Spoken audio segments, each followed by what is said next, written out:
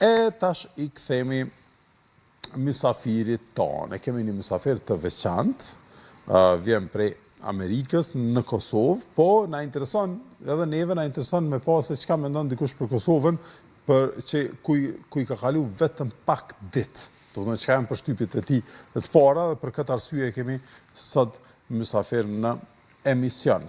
Është Jack Curry. So first of all, tell us how do you pronounce your name? Jack Curry. Jack Curry. Yes. Okay, so it was correct, I guess. There, yeah. Jack Curry. Do të thonë vjen në Kosovë për herë të parë, pyetëm çu e shqiptohet emri, veç e dëgjuat çu e shqiptohet. So, welcome to Kosova. So you only been here for 3 or 4 days? Yes. And you're leaving immediately. So how come did you decide to come to Kosova? Because sometimes people have some prejudices about the country. Somebody might say, of course, we're the how can I say it, the least developed country in Europe, and some people might have prejudices about its security, and it's like total opposite. But in terms of stats, but still people have those. So how did you pass that first barrier of coming to a place you've never been before? Yes, of course. So it was about a year ago I read about Kosova, and from the second I read it, I knew this was an undeniable place that called me, and there was a story being told here that I wanted to witness myself. And it was just something I couldn't get off of my soul, and I had to come here and see the story you guys are writing in real time. So what did you read about Kosovo? What was the story you read? So, of course, the NATO involvement, and then the war that you guys fought and, essentially bled for to preserve your sovereignty. And, that was such a powerful story to me that, I want to come and check it out. And, of course, I got to talk to a lot of older generations who were part of that.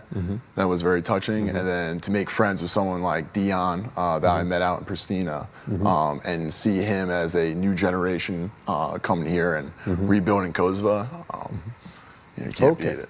Cool. E pyeta, do të thonë, çu ka ardhur në Kosovë, çu ka vendosur me ardhur këtu? Tha, po kam lexuar për Kosovën dhe kam lexuar për historinë e Kosovës dhe mënyrën e çu kemi luftuar për pavarësi, edhe ju ka dogë gjithsesi vend në cilin o dosht me ardh, edhe për këtë arsye ka ardhur këtu, edhe ka taku njerëz me cilët do të thonë ka kriju shoqëni dhe ka kalu shumë mirë me ta. What was your first impression when you first landed here? It's a very open country originally. So when I first landed in the airport, me and my buddy Max, who joined me on this adventure, I said, wow, where is Pristina? And then eventually our cab driver brought us in.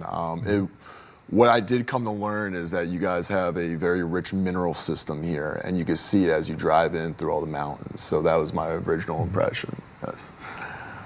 Të më thonë, të regoj qysh mas pari kur ka përshtypja e pare pyti Erta, kur ka ardhur në Kosovë, të më thonë që ka pa që është një vend shumë I hapur, dhe kemi shihet, të më thonë, kur vjen kënej pari që, të më thonë, kemi pasuri natyrore, të më thonë, të I pa malit e Kosovës edhe ambientin si duket për rreth. So, you came together with a friend? Yes. So when I first read about it, I've been talking about it for months. I said to everyone, I'm going to Kosovo with or without you. I booked my ticket. What did your friend say? Oh, he didn't even know yet. So I was telling everyone, I was like, I'm going to go to Kosovo. I booked my ticket. Originally, it was supposed to be a solo adventure. And I called my good friend Max, who's sitting over there. I said, hey, man, you want to come to Kosovo? He said, what's that? But he said, he's a brother of mine. So he says, all right, man, if you're going, I'm going. And sure enough, he came with me. Okay, do të thonë, kur ka të tregu ma heret, ja ka nis me lexu, I ka tregu Maxit, shokit vet me një shokut mirë, se njerë ka planifiku vet me ardhe, ka ble biletën vet. Po tani, ai është qas shok I mirë I ti, ka thonë, ku dhe që shkon ti, vi edhe une. But were your family and your friends, other friends, apprehensive about your visit here? Not so much. I think in a lot of ways, they didn't even know what was happening out here. And I felt that it was almost like my job to be that liaison from, you know, my home country of America and Kosova, to come back and then share that story. We did a little bit of our own videotaping and vlogging of the people we talked to and the places we've been, and I hope to share that with the people back there. Okay. Where you've been? Oh, well, Pristina obviously is where we were staying, and then we took a trip out to Mitrovica and had a day there, but above all, I think my favorite town had to be Vushtrī. Vushtrī. Vushtrī, Okay. yes. Nice. Tregoj të më thonë, në ndërkohë tregoj qysh ka ardhur këtu dhe qysh të më thonë nuk është që janë friksu shumë familja për vizitën edhe shokët për vizitën e tij në Kosovë dhe në farë mënyrë tash kjo bën një lloj ndërlidhje mes Kosovës dhe Amerikës dhe tyne në të vërtetë. Po pyti Erza edhe ku ka vizitu dhe cilët qyteti kam pëlqyer më shumë, tha e kam vizitu Prishtinën, Mitrovicën pak, edhe qyteti që i ka pëlqyer më shumë i ka pëlqyer Vushtrīja. Why Vushtrī? I think it's what the people made it for me. Ozzy, I had my friend Dion bring me out there. He's from that town.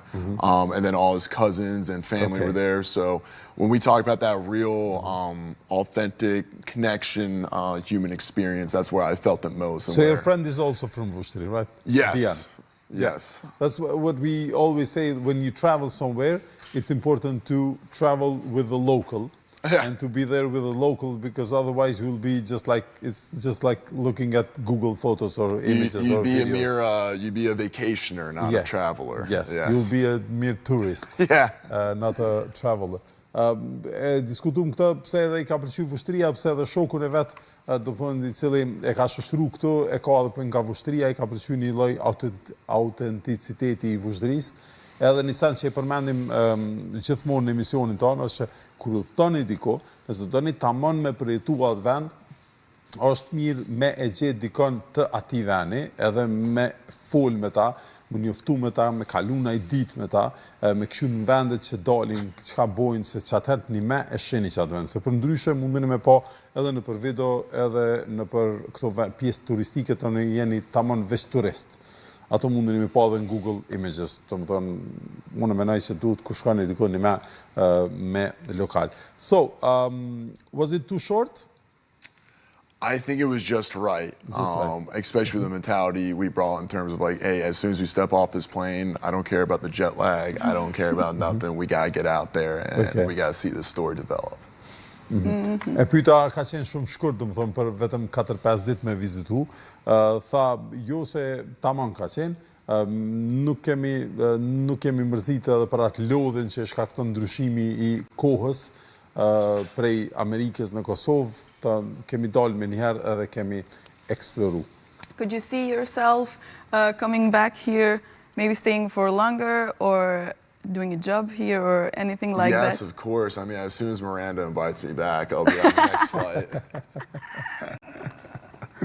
E pyterza e kështë pa vetër më këthy prapë këto ta mënyrë si në thirë Miranda, prapë këmë ardhë më njerë, që është organizatori ajo në emisionit të mëngjesit. So, why isn't Max here in this also here in the interview? No, Max has always been a behind-the-scenes guy. Behind-the-scenes guy, okay. You know, he's where so he's he the likes producer, to be. huh? Yeah, he's the producer, my agent, if you will. Your agent, yeah.